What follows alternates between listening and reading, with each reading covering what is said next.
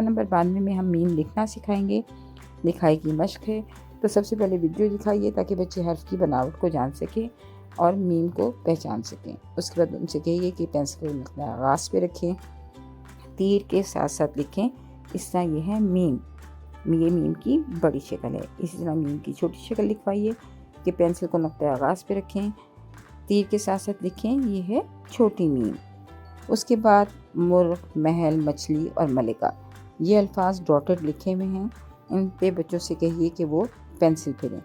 جب بچے ان پہ پینسل پھیر رہے ہوں تو ان سے کہیں کہ بآواز بلند ان الفاظ کو پڑھیں, کیونکہ جب وہ بآواز بلند ان الفاظ کو پڑھیں گے تو ان کے اپنے کان ان کی آواز کو سنیں گے, ساتھ ساتھ وہ بول رہے ہوں گے اور لکھ رہے ہوں گے. تو یہ ملٹائی سینسری لرننگ کی مدد سے ایک لکھائی کی مضبوط بنیاد فراہم ہوگی. تو ہم سب کو یہ کوشش کرنی چاہیے کہ بچے زیادہ تر ملٹائی سینسری لرننگ کریں تاکہ وہ کانسیپٹ جو ہے وہ ان کو زیادہ دیر تک یاد رہ سکے. شکریہ.